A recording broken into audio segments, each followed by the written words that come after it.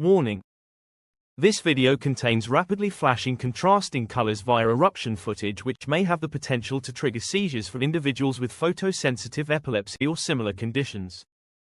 Video begins in 3, 2, 1.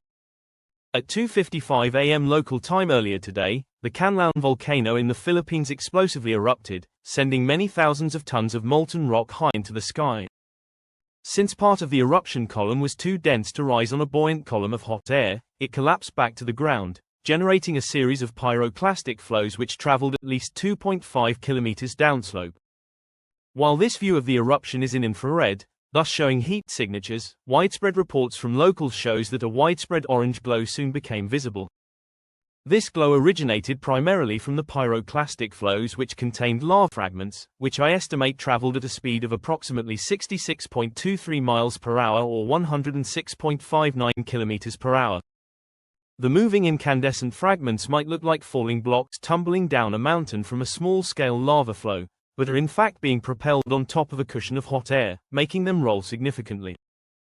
Once the pyroclastic flows ended, some of the lava blocks within them ignited vegetation fires where they fell, creating an even more intense orange glow visible from afar. As the eruption column continued upwards, many millions of tiny particles of ash rubbed together to create static electricity, creating volcanic lightning. This plume may have ended up reaching the highest an eruption column has ever achieved from the Kanlaon volcano, but there are conflicting reports. One source suggests the eruption plume reached 22,710 feet or 6,922 meters, while another suggests it reached 46,000 feet or 14,021 meters.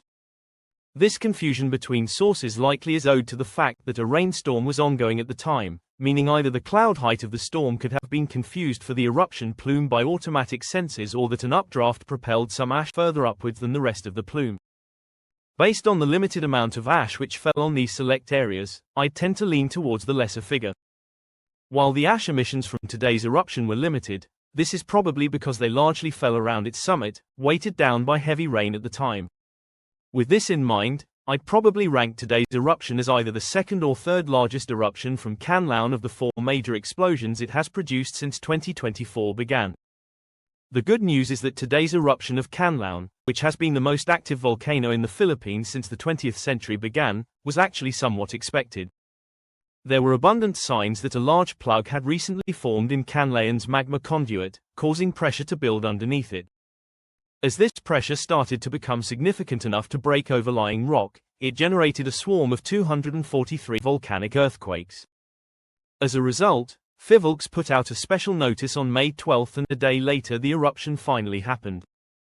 Today's eruption once again thankfully caused no deaths or injuries, as no one had entered Kanlaon's 6-kilometer exclusion zone, and extremely deadly hazards remained within this exclusion zone.